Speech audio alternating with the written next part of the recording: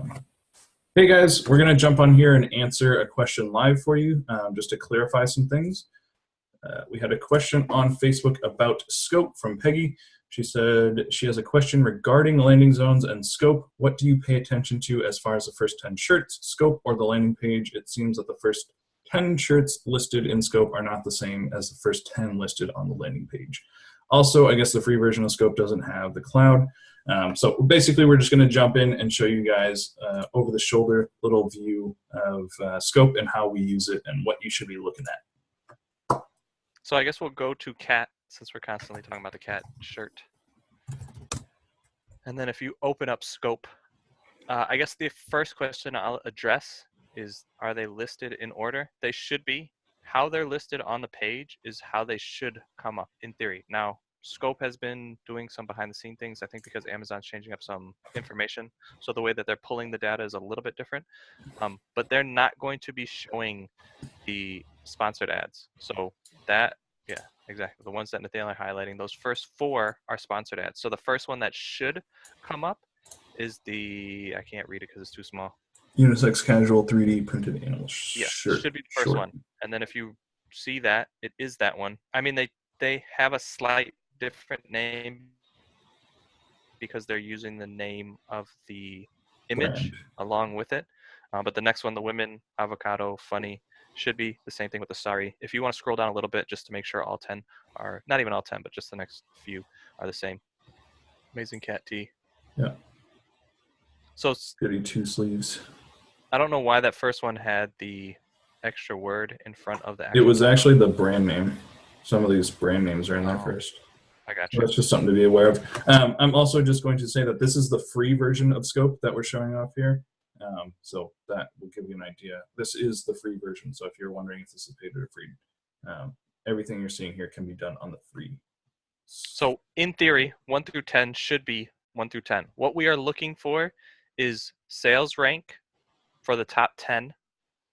And we want to see if there's at least a few of them under 1 million and that all 10 have a BSR, which is just the sales rank, the best.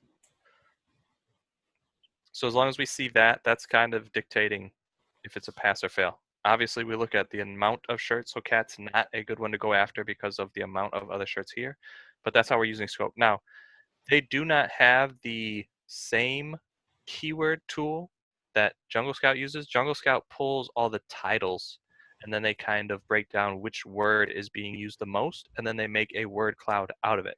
Scope has in-house data that they track every time somebody types that in, and then they pull that information and show it in their keywords. So if you click on that, so here they're only showing, what's that, 5? Yeah. So if you want the other 95, you have to have the paid version. But with the free version, you do get some. And if you click into a listing, so if you click on any of those listings,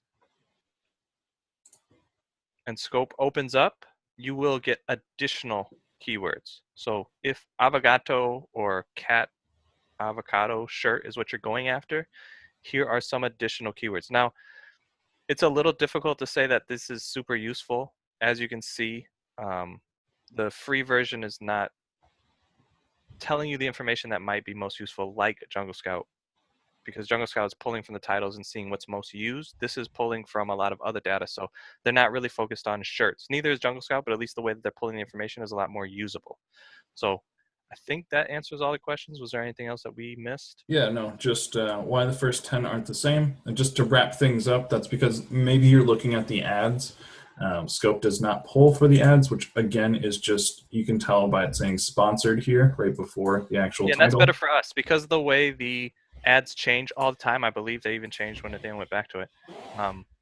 The ads change all the time, so that's not really information that we're paying attention to when deciding to launch shirts in that landing zone. Right. And then the other question was the keywords. How do we get the keyword cloud?